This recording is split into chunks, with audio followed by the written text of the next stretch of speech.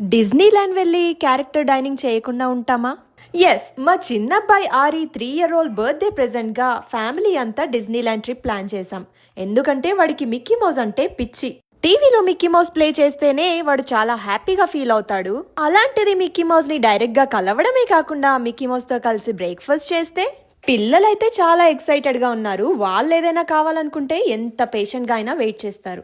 డిజ్నీలాండ్ grand Californian hotel resort లో ఈ story teller cafe అయితే ఉంది. ఇక్కడే మిక్కీ మౌస్ అండ్ వాళ్ళ ఫ్రెండ్స్ తో బ్రేక్ఫాస్ట్ చేయడానికి మేము రిజర్వేషన్ చేసుకున్నాం. 30 ఏళ్ళు వచ్చాక నేను డిజ్నీలాండ్ వెళ్ళడం ఇదే ఫస్ట్ టైం. పిల్లలకి మాత్రం ఇప్పటి నుంచే ఇవన్నీ.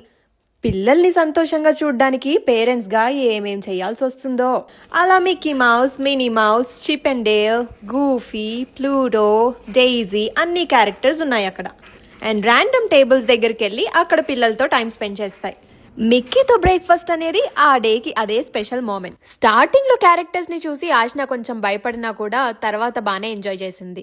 బ్రేక్ఫాస్ట్ అయిపోయిన తర్వాత పిల్లలు ప్రతి క్యారెక్టర్ దగ్గరికి వెళ్ళి వాళ్ళ ఆటోగ్రాఫ్ తీసుకున్నారు. పిల్లలు పెద్ద అయిన తర్వాత వాళ్ళకి ఇవేమీ గుర్తుండకపోవచ్చు, కానీ పేరెంట్స్ గా మనకి బ్యూటిఫుల్ మెమరీస్ అయితే గుర్తుంటాయి. Things we do for our kids. ఏమంటారు? రేపు గూఫీతో డిన్నర్ ప్లాన్ చేసాం. మళ్ళీ అక్కడ కలుద్దాం. Thanks for watching.